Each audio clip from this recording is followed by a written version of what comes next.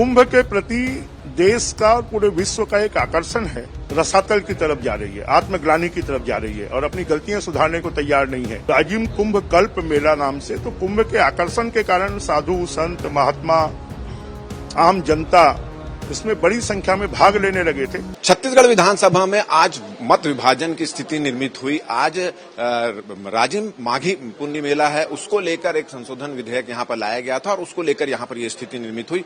मत विभाजन हुआ और फिर बहुमत के आधार पर यह विधेयक पारित कर दिया गया। हमारे साथ संस्कृति मंत्री बृजमोहन अग्रवाल मौजूद थे।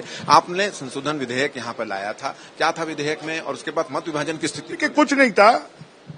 कुंभ के प्रति देश का और पूरे विश्व का एक आकर्षण है और माघी पुन्नी मेला क्योंकि पूरे देश में लगभग 1 लाख स्थानों पर होता है, इसलिए एक अलग पहचान बनाने के लिए हमने प्रतिवर्ष होने वाला राजिम कुंभ कल्प मेला नाम से तो कुंभ के आकर्षण के कारण साधु, संत, महात्मा, आम जनता इसमें बड़ी संख्या में भाग लेने लगे थे। परंतु मुझे लगता है कि कांग्रेस पार्टी कहीं न कहीं रसातल की तरफ जा रही है, आत्मग्लानि की तरफ जा रही है और अपनी गलतियां सुधारने को तैयार नहीं है और इसलिए कांग्रेस पार्टी की स्थिति हो रही है।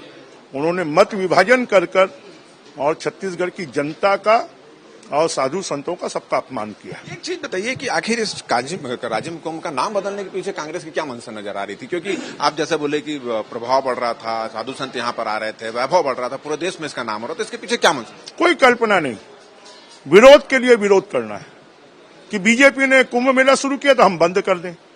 13 साल जब वो सफलतापूर्वक चला तो उसको नाम बदलने की कोई औचित्य और कोई आवश्यकता नहीं थी।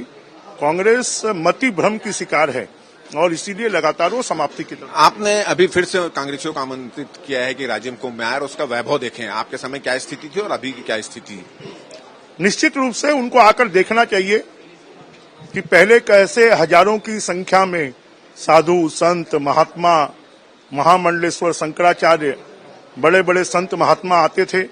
5 साल तक उन्होंने आना बंद कर दिया, अब फिर से वो आएंगे और छत्तीसगढ़ की जनता जो कुंभ मेलों में नहीं जा पाती है, बड़े बड़े आश्रमों में, मठों में नहीं जा पाती है, बड़े बड़े साधु संतों का उन्होंने नाम सुना है, उनका दर्शन नहीं कर पाती, अब वो उनका सबका दर्शन कर पाएगी, सबका आशीर्वाद ले पाएगी और छत्तीसगढ़ को सब साधु संत महात्मा शंकराचार्य महामंडलेश्वर का आशीर्वाद मिलेगा तो उससे छत्तीसगढ़ और तेजी से प्रगति के रास्ते पर चलेगा।